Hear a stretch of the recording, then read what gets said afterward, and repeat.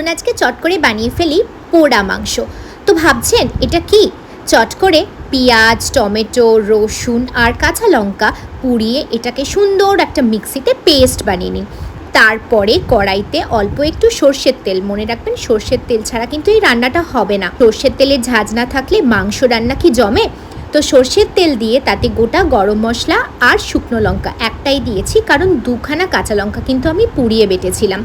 তো তারপরে একটু দিয়ে দিলাম নুন, হলুদ আর একটুখানি শুকনো লঙ্কা।